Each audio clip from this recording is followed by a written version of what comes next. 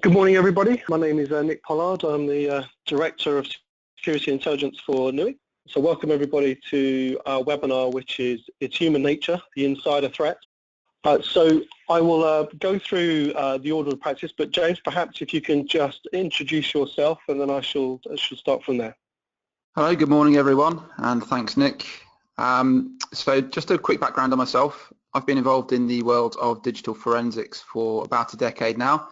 As a practitioner in digital forensics, e-discovery and also breach incident response capacity. I work as part of the cybersecurity team within Nuix and have been focused on developing our offering in the cybersecurity space. And we've been able to showcase some really new great technologies over the last year and also continuing into this year, which focus specifically on the insider threat. So I'm really pleased to be involved in the webinar today. Thanks, James. And for those of you that don't know me, my name is Nick Pollard. I'm the Director for Security and Intelligence Division for the Europe, Middle East and Africa. I've been with Nuix since summer of last year and had the great pleasure of working for Dr. Jim Kent. I've been in the e-discovery, forensics and cybersecurity field for some 10 years now. And I'm looking forward to sort of going through some of the things that we see out in the environment that we work in and talking to the multiple clients that we have all over the world and sort of sharing some of the interesting things that we see about the continued ongoing insider threat problems. So what we're going to do is we're going to jump through a couple of reports just to sort of set the stage, if you will, for some of the facts and figures that are out there for fraud. And what I've done is I've picked out two reports actually. One is the CIFS Report from 2016, and I've also added on top of that the Portsmouth University report. And for those of you that attended the Insider Conference earlier in the year, you would have seen sort of the same statistics. What we're going to do is we're just going to go through those stats and just sort of add a bit of colour to what certainly the UK region sees as fraud and what happens to fraud and how kind of it relates to businesses and organisations in the UK. From there, we're going to then sort of go through a little bit of profiling of the insider, and James will take on that and just take you through some of the things that, again, we see in the way of insiders and how they behave and so on. And can we see that? And what type of behaviour can we see? And as it cheekily says, we can see that, right? We can see that type of behaviour. So we're going to go through those three things. Hopefully we shall be ready to take questions at around 1:45. And please do fire questions over. We've got the lovely Janky who's monitoring all the questions and as we go, and we will field them as best we can. But let's get sort of stuck into the report. And James, if you can jump to the next slide, please. Okay, so the CIFS report, first of all, CIFS is an organisation that focuses predominantly at fraud, how to help organisations detect some levels of fraud, and how they can potentially protect themselves against fraud. CIFS is made up of a number of different members, and that ranges from financial services and insurers and call centres and the like.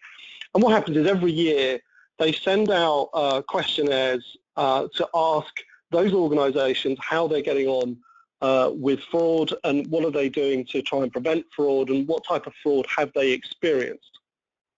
And so here we have on the right-hand side just a sort of a quick graphic of the sort of breakdown of the sort of levels of fraud that were reported in the 2015-2016 year to CIFS.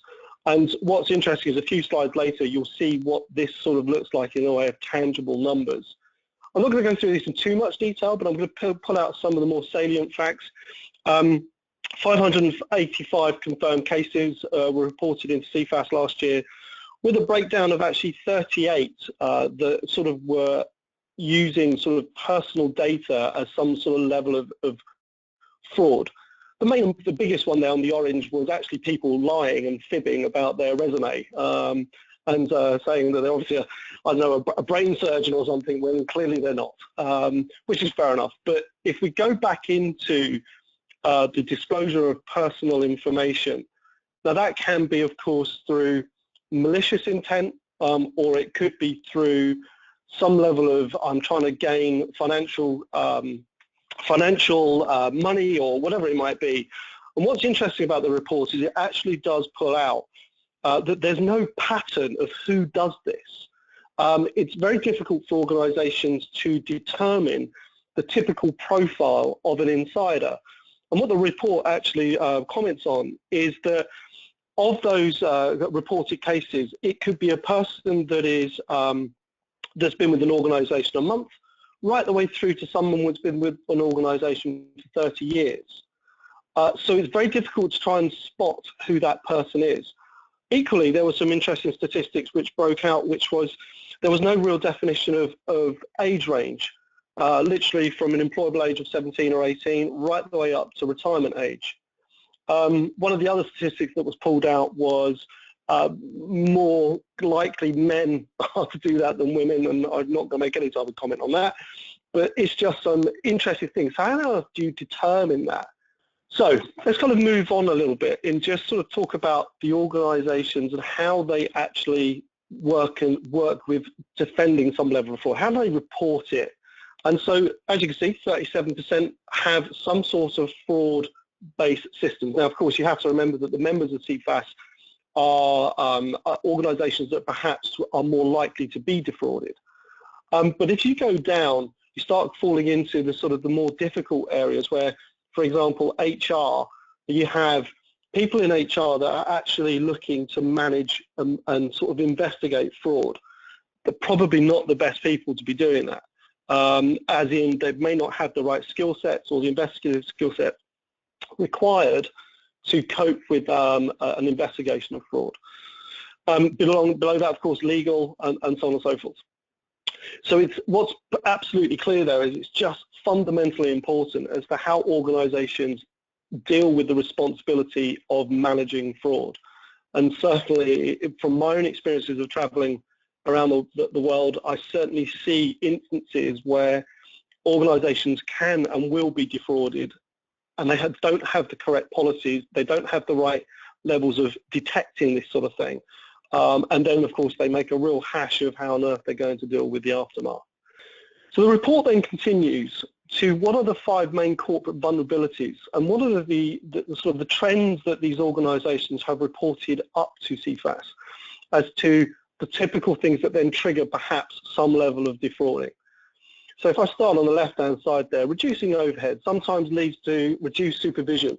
Sure, with the way of flexible working and of course the middle tier of management perhaps being cut out because it's too costly or whatever, reducing overheads, the temptation to be maybe wooed into stealing data or in some way gaining financial sort of gain by doing something because your boss is overseas or your boss is no longer there or whatever, it's just too much.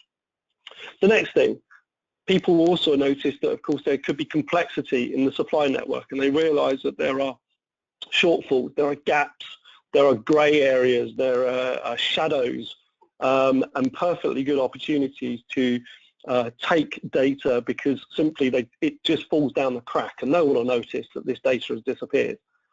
And I see that actually very often in cases where we see that there are people coming into contact with high-risk data, and they know full well that they could just spin up Notepad on their local machine, copy it into a little text file. No one can see that. It's very simplistic to do, nothing to see here.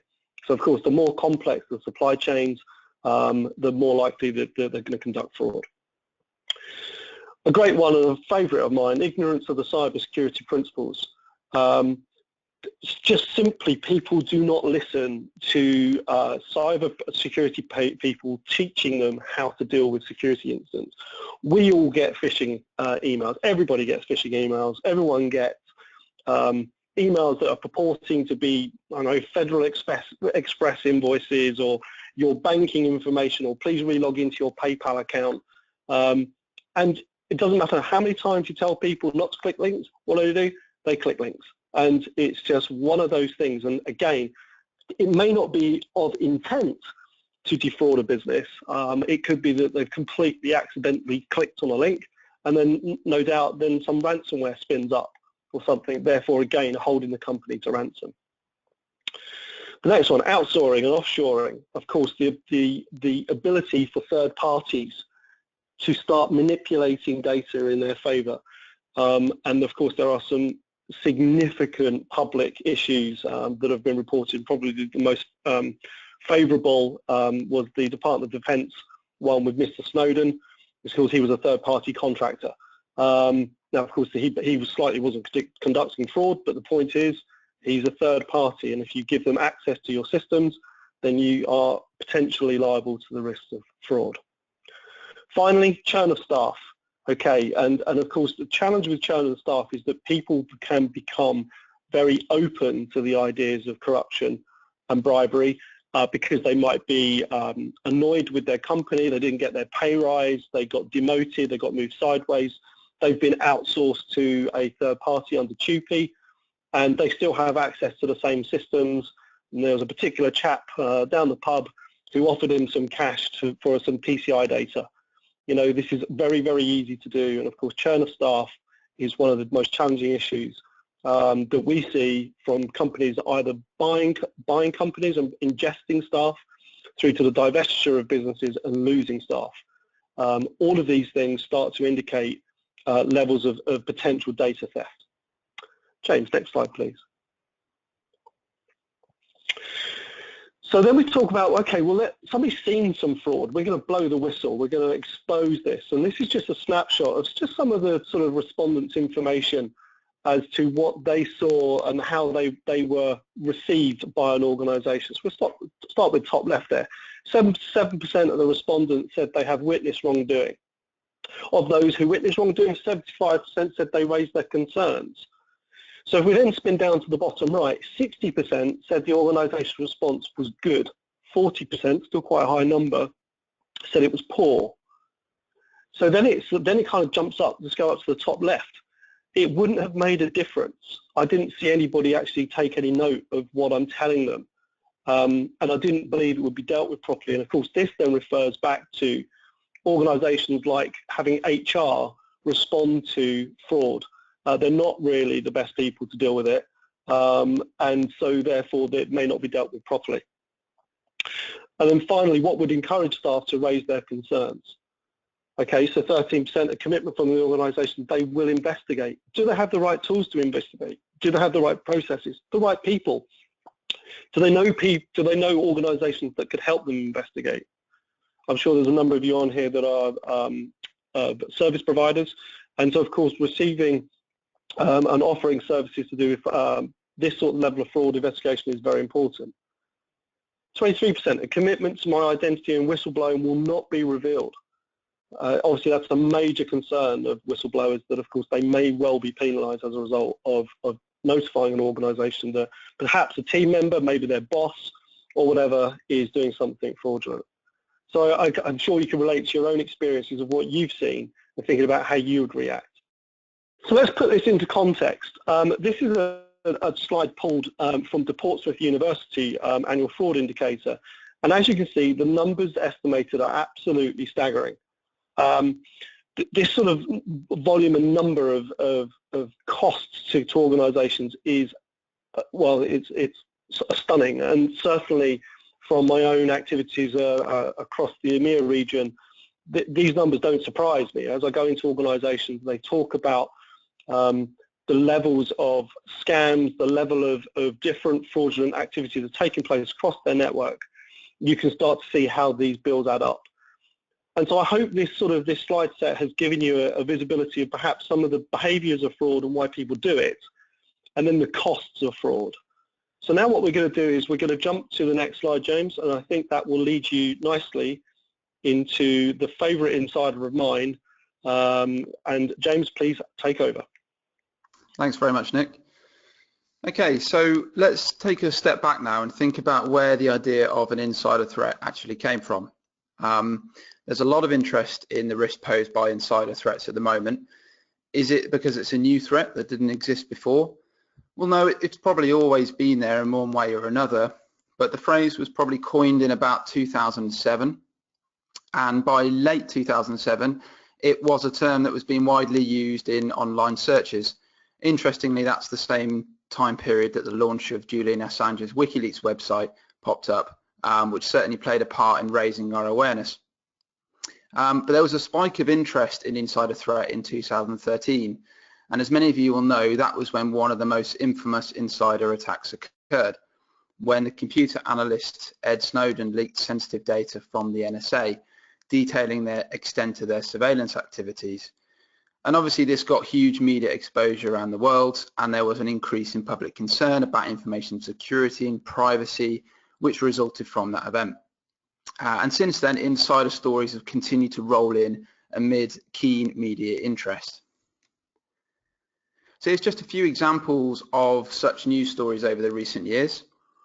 I'll just pick out a couple. A former spokesman of the private equity firm TPG Global leaked sensitive documents after being passed over for a promotion and was subsequently sued.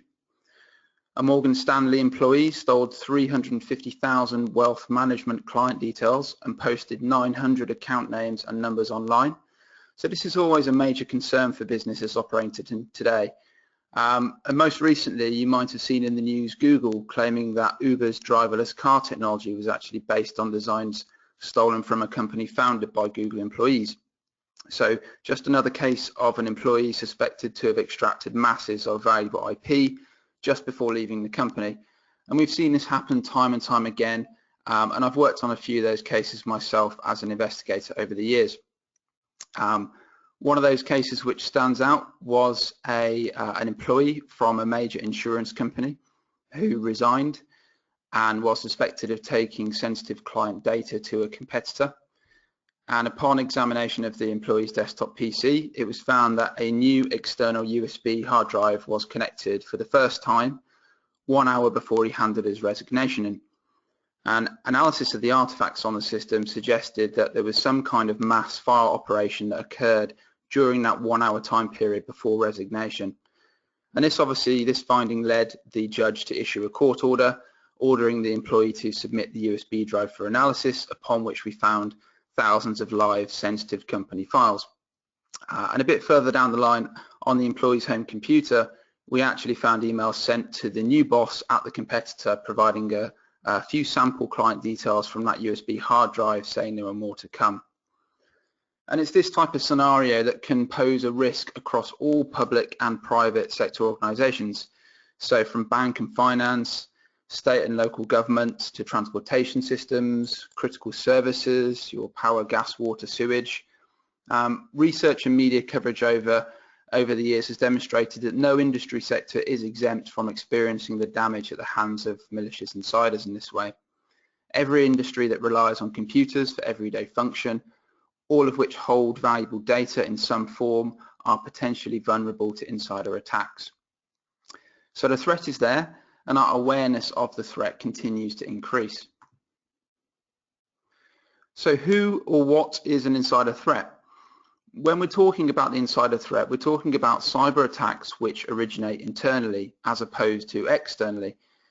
Recent studies in the US have cited rogue insiders to be involved in about a third of recorded cybercrime, and I've actually heard some figures which are much higher than that as well. These studies report that 50% of organizations say an insider breach is more damaging than those carried out by insiders, which certainly I would tend to agree with. 71% of employees say that they are able to access data they shouldn't be allowed to access. And bear in mind, that's just those who are aware that they have that unauthorized access. One report suggests that 65% of privileged users are rubberneckers. So if they are able to access sensitive data, then they will do so simply out of curiosity. If the attack comes from inside, this is often a lot harder, although not impossible. It's a lot harder to differentiate the activity of a rogue user, say, from that of a legitimate user. This is because the attacks by their very nature are coming from a trusted entity, so an employee. So it's no surprise that 43% of organizations say they cannot track user privilege escalation or anomalous behavior in their network. And the term insider threat, often used to refer to malicious insiders who willfully steal or damage or expose internal data or systems, that definition actually doesn't cover all insider types. There is such a thing as a non-malicious insider, so someone who does harm to the organisation from the inside without actually intending to.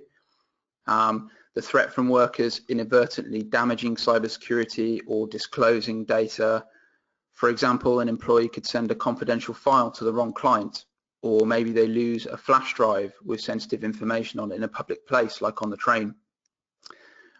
A recent study conducted by IBM stated that 95% of all breaches involve someone making a mistake. Nobody's perfect, people do make mistakes, and businesses should have to factor this in when they work on how best to protect their sensitive data. But let's focus on those insiders with malicious intent. So the malicious person who uses or gains access to the systems or information in order to manipulate or extract the organization's critical value data. So it may even be an enabler. So someone who allows others unauthorized access to the systems or information as a result of their improper behavior. But what are motivations for these employees to go rogue? Well, one of the overriding factors has in the past and still is financial gain. So some studies found employees can be motivated to sell network passwords for as little as $150, which equates to about £117, which to me is an alarmingly small amount of money, and begs the question, how easy is it to actually buy an insider?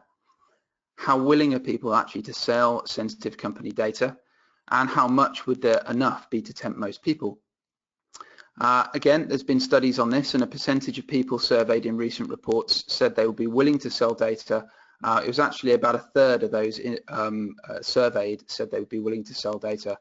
It was a study by Tripwire, and it showed that 35% of the respondents across the US, Europe, and Australia admitted they were willing to sell company data or customer data on protected company servers for the right price. That's also those that would admit that, so the number could be a bit higher than that. And how much money would they need to turn rogue? Well, the study offered between $150 and $75,000 in theory, of course. And the majority of those surveyed said they would not take an amount near the top of that range. Maybe they're worried about how they would account for a large sum of money. But a smaller one would be easier to manage. And in fact, 81% of those surveyed admitted they would accept just over $15,000. So somewhere in the region of enough to buy a small car. Most surveyed wouldn't consider accepting large sums over the 75,000. Maybe there's some kind of ethics were kicking in there at some point. So now let's move on and touch on a worrying trend which was reported first by Gartner last year. So an emerging trend in recent times has been an insider being paid to breach an organization from the inside, which has led to a rise of activity being observed on the dark web. Now, the dark web is a phrase that's been around for a long time, but for those of us who are not familiar with the term, let's give it a quick introduction.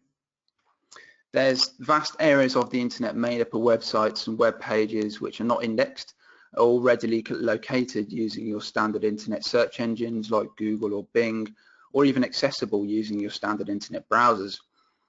This is commonly referred to as the deep web, and the dark web is basically a subsection of that which focuses on user anonymity and often illegal practices such as trade of drugs or weapons, illegal pornography, or even assassins for hire. So this is the perfect breeding ground for malicious insider activity to be planned or sold or coordinated. One such area of business that seems to be particularly susceptible to this is actually the stock market and stock traders. Here we can see on this slide, this is a dark website called Kick-Ass Marketplace, which was accessed as part of research carried out by US-based risk management firm Red Owl and Israeli threat intelligence firm Insights. Here they found evidence of staff selling internal corporate secrets to hackers and even collaborating with attackers to infect their company systems with malware. This is quite a professional site. It claims to have 7 administrators, including 3 hackers and 2 trading analysts who observe the financial markets and strictly vets the integrity of the stolen data before it's posted to the site. But it's not just stock market businesses at risk. Here we can see someone on a forum asking for a Verizon employee to help in exchange for cash, and they apparently receive a response from a willing employee there. Here's an extract from the Red Owl and Insights report again, which appears to show a conversation between a criminal recruiter and a bank employee discussing how to best collaborate on system access in order to extract money. And again, it may not be this activity on the dark web is new, but it is gaining more media attention in recent years and possibly gaining in prevalence and certainly posing an increased concern for businesses. Here's a similar trading site on the dark web from a number of years ago called the Stock Insider, again offering a safe place for people to exchange insider information for publicly traded companies. And this was well managed. It had principles, rules aimed at tightly maintaining anonymity for users and keeping posted content regular and relevant. And then finally, you can see there another extract from a similar site showing example posts demonstrating to its users how best to share and present sensitive information with the community on the site. So why is it that the dark web is such a good place for this type of activity? Because its focus is on the anonymity of its users. So using a web browser known as Tor, you can access the web pages anonymously, and users of Tor are untraceable, as are the websites visited, so neither the user nor the service can be identified. Using virtual currencies like Bitcoin means money can be exchanged for goods or services, and both parties' identities are going to be protected. And also the ability to share information publicly, anonymously, leading to the rise of surface websites like WikiLeaks to give people more freedom to do that. And this is where it becomes interesting to observe human nature on the dark web. There's been many studies conducted exploring the impact of anonymity on people's actions, so what they choose to say or choose to do when they're guaranteed zero consequences for themselves. This is something we won't dive to in any more detail today, but it's certainly no surprise that as the insider threat continues to exist for businesses and organizations, the dark web is going to continue to be a place people feel more secure in playing out any malicious ideas they may have. But let's not forget the anonymity the dark web provides is a vitally important service to those who rely on it to discuss sensitive topics without fear of reprisal. So it does play a major part in freedom of speech online. However, the dark web provides a prime example of how it's quite difficult to prevent criminals from using anonymizing services for illegal activity when it was designed to protect privacy and the lives of those needing to speak out safely. So the debate on that is far from over on how really we can police activity on such services while maintaining the positive benefits it brings to users online. So now let's move on to think about how we might combat or mitigate the type of insider threat activity we've been discussing. So first, let's think of it in terms of controlling methods of exfiltration. So how might we get the control of the data being stolen? So we might look at, can people bring in USB devices, connect, download, and walk out with data? If so, can we place controls in place to stop them from doing that? Sometimes that often is easier said than done. We definitely want to avoid limiting the employee from doing their job. Look into, can people use cloud services or webmail? Do you have policies around that? Do firewalls let that traffic through? Is there any monitoring capability in place? You may find people are sticking sensitive data on Google Drive so they can continue to work at home. Then that data is now outside of the controlled environment, so how are we going to get control of that again? Again, making sure people are less likely to do this comes down to user education. So do they know the risks that the data they handle can pose? Also, if they see someone else mishandling data or see something suspicious on the system, do they know who to contact? Some kind of reporting mechanism internally. But probably the most important one, which is discussed on the slide here, is to treat your staff well. So in the physical world, how do we stop people that work for company X stealing from that company? It's about educating them about the risks of stealing or mishandling and fostering some staff loyalty by doing well by them. And this applies for digital assets too. And the approach goes a long way to mitigate the risk that employees can pose if they are mistreated and unhappy. And a nice quote at the end there, remember, people work best when they are valued and trusted. So having discussed the insider threat from quite a few angles at this point, Before I hand back to Nick to discuss this from a technology solution standpoint, let's talk about the range of data challenges that are concerning for businesses in 2017, beyond just the insider threat. For each, we'll cover a quick definition and break these challenges down. Obviously, first of all there, we've got the insider threat as discussed. So our inside employee or former employee or third-party partner posing a malicious threat to the organization from the inside. This actually has close ties to many of the other data challenges which are listed here, including the next one, which is data theft. So those individuals who are intent on stealing data from the organization for financial or personal gain. And in my experience, most commonly occurs in conjunction with the person resigning from their position and moving to a competitor, taking that valuable information with them in the form of IP. We also have ransomware, so a type of software designed to block or restrict access to data or computer systems inside the organization. This data or access can be then held to ransom until a sum of money is paid, often requested in bitcoins, again to maintain the anonymity of the attacker receiving the funds. Malware or hacking, this may occur as part of an insider attack or could be a wholly external attack being launched via the public-facing web server, for example. The malware or hacking attack is aimed at disrupting, damaging, and often gaining elevated levels of access to the organization's systems in order to extract valuable data for resale or for ransom. And lastly there, we've got the white-collar crime, which is referred to as financially motivated, non-violent crime committed by business and government professionals. And again, this is typically a factor as part of the insider threat activity and data exfiltration by employees. Financially motivated and non-violent are both terms that well represent these types of attacks. And each of these challenges poses a threat from multiple actors or persons, affects potentially hundreds to thousands or hundreds of thousands of computer systems within an organization, and can pose risk to millions of valuable data objects or files the business holds. The attacks can come from multiple locations globally, depending on the business infrastructure or method of attack used. And these are all challenges which could result in the cost of millions in reputational damage, loss of business, or an expensive cleanup operation in light of any incident. But the commonality between all of these types of challenges is that the data being at risk is valuable or critical to the business, and the methods used to access the data is typically fairly ordinary, so things like USB drive usage, email attachments, maybe occasionally even using the command line or regedit, which may be used as key tools of the operating system. But what's important is to be able to get some visibility of the context and the way in which this data is being accessed and these tools are being used. And this is something we'll cover more in the remainder of the session as we discuss how we prepare and defend against the insider threat and how often related data challenges like this come into play. So at this point, I'll hand over back to Nick, who's going to talk us through some of the technology aspect of protecting ourselves against these threats.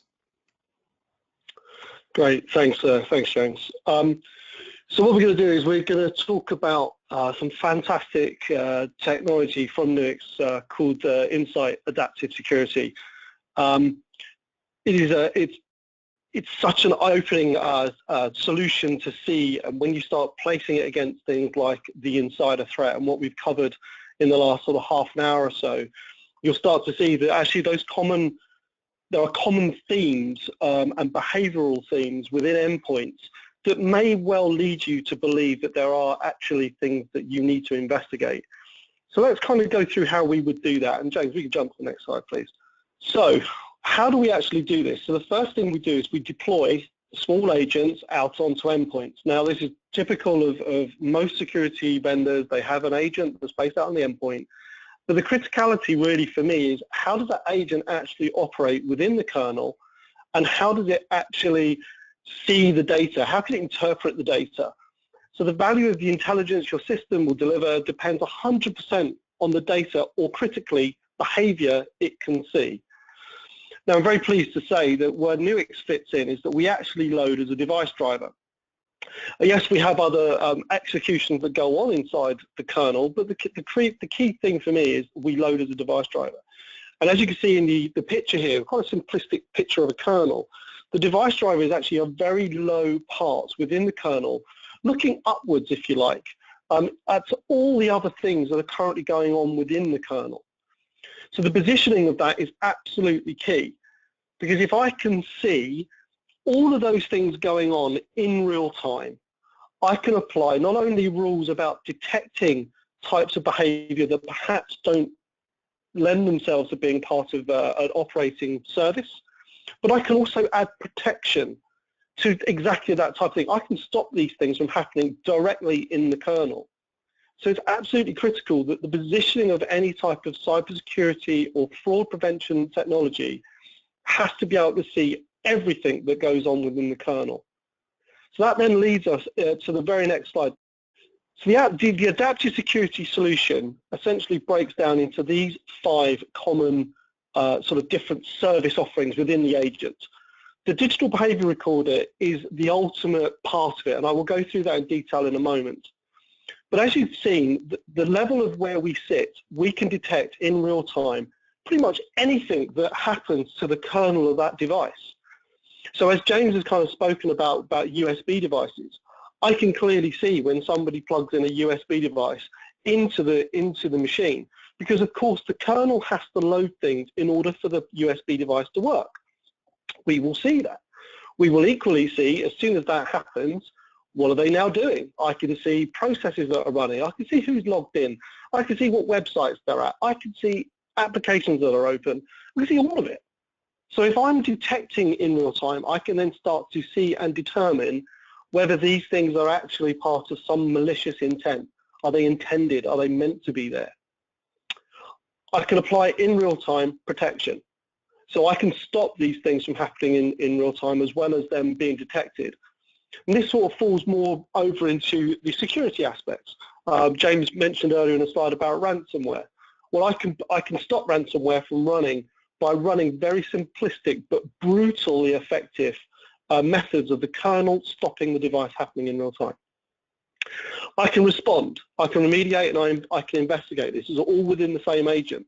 So my response might be, I don't like what this particular person is doing. I'm going to send a kill command to all ports. I'm going to shut down all network ports apart from the one I'm particularly talking about.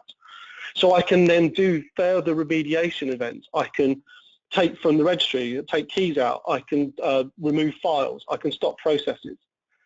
If I feel that I then need to investigate, I can then pull forensic data across the wire from an endpoint for further investigation and analysis. And then finally, using the same agent, I can create honeypots. I can be deceptive. I can be disruptive to people who are looking for openly accessible services that are on your network. Of course, it's not. It's not real. But the point is that I am capturing information across my network where people are sniffing the environment. They're looking for perhaps weaknesses in the environment. Why are you doing that? So that all of that reports into the digital behavior recorder. And James, if we could jump to the next, please. The digital behavior recorder essentially is a continuous monitoring and recording system that is placed on each and every endpoint. It's working at the kernel level, so of course we can see everything. And here's a list of 10 things there that we can see directly. And from there we can start to interpret perhaps the risks that are associated with what an insider may or may not look like. And of course we would do that by baselining, we would do that by whitelisting and by blacklisting. But if we could see sort of all of these things, and yes, you do read right, that is a keyboard buffer. I could potentially see what is being written onto a keyboard. There's no context to it, but I can see what is clearly being keyed onto the keyboard, potentially in real time. And to put an illustration of that, I'm currently sitting in a hotel in Abu Dhabi. We're currently working with a client who is running this technology, and they can see that Tor is running. They can actually see that it's highly dodgy over here. So someone is running Tor, and they can actually see what websites they're going to by looking at the keystrokes on the keyboard. Now, the privacy in Europe is obviously somewhat different to here in the Emirates, but the point is that that's the level we can see. We can switch that off, by the way. I can detect in real-time media, any type of media event that happens on the machine, I can detect it. I can detect if somebody was printing something at 9 o'clock on a Friday night. Why would they be doing that? Or perhaps I'm interested in regedit. Why are you editing your registry? Why would you want to do that? Now, normal security controls will detect regedit and say, well, that's a whitelisted application. There's no reason why I should stop that. But of course not. Why would you stop it? But perhaps you would ask what the intent is. Why do you want to use regedit? What's the reason for that? So all of these things can be recorded and played back in real time to enable investigators to determine whether the person that is doing these things is acting with malicious intent. They're perhaps been compromised by some sort of ransomware attack or some other thing that is now some other thing that perhaps is leading them to realize that there are challenges ahead. So all of this sort of can be recorded. That recording could be a month, it could be 6 months, it could be a week. It leaves up to the organization to decide how long they want to retain that data before it's archived off. There are various different use cases for this, everything from the detection of DLP and the avoidance of DLP, through to using it for audit control purposes, using it for fraud detection, using it for standard security. It's multiple, the uses for this. I believe the next slide, James, is a visual of it, if my memory serves me correctly. So just to show you exactly what it looks like. So this is a quick screen grab of the technology as it runs in action, and I shall start from the bottom and work my way up. Along the bottom is the timeline. That is the timeline that the security center would see as to the events that are currently taking place on the various endpoints that they can see. And so you've got the various different bubbles there indicating what things are happening at certain times. On the right-hand side of the timeline, you can see what alerts there are. And as you can see, there's a key log that's checked, networking, printing, and processes. Now you can start to deploy out to agents the various different alerts that you want to be notified to in real time. The middle box there, that 5,021, that is the amount of endpoints that currently the system can see. And that's out of a maximum of 44,787. So there you can see the amount of host names that are running, and at this current time, 5,021 endpoints are currently running. And then at the very top there, where you've got the flame and it says 69, that's actually the alerts that are coming back into the system, telling you of the automated things that it stopped, or the things that you need to start looking at. Perhaps there's been flagged as some level of fraudulent activity. So as you can see, the technology is providing all sorts of insights in real time into the estate. It's extremely powerful. It's a method that can be deployed not only on-prem, it can be off-prem too. So we can create environments where if, for example, your organization has multiple laptops, the security doesn't stop when the laptop leaves the premise. The agent can still run, it still records, and what happens is you would create an internet addressable version of the server, and the agent says, I can't see the on-prem, I'm going to go off-prem, and I'm going to look for the off-prem server. Therefore, all the same alerts, all the same things that you would like to know about your endpoint, even if that laptop is sitting in a Starbucks and it's connected to the internet through just a normal Wi-Fi connection, all the same alerts, all the same activities, everything continues to be reported to you in real time. It's a significant difference in the way that normal security controls works, because of course people will conduct fraud wherever they are, and of course more likely they will conduct fraud out of hours. They perhaps will be doing insider dealings, perhaps off network. They're connected to the internet because they need to send emails, they need to do whatever they need to do the bad things they're up to. Point is, we can still see it. Now for the next slide, I believe, James, is all to do with how we see the depth. Okay, so we can start to retrospectively investigate. Okay, James, I don't know if you want to just jump in here and just sort of go through this in a little bit of detail. Yeah, it's really kind of, sorry, Nick, yeah, it's really kind of giving us that extra bit ability to dive into the history of what happens on that machine. So let's say that nothing particularly suspicious is occurring on the machines from what we can see, and then suddenly we get a red flag and some very strange behavior is occurring on a particular endpoint.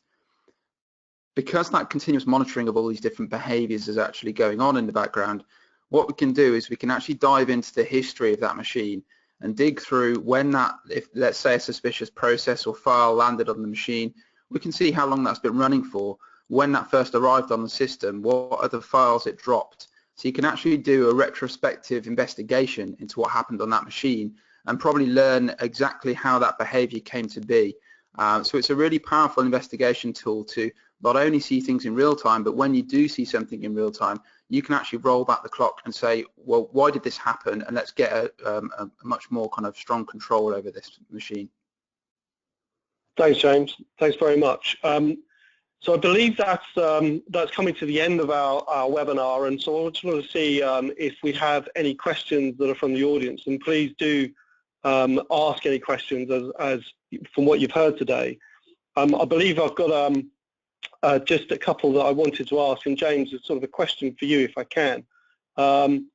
Is what are your estimates on the amount of breaches that do go undetected? Yeah, it's a question which has come up in the past actually, but certainly from my experience in investigations I've done and listening to the experience of people I've worked with over the years, it's apparent that it's a really small percentage of the breaches that are actually reported. Taking a wild guess, I'd probably estimate it to be under 1% of the actual breaches occurring.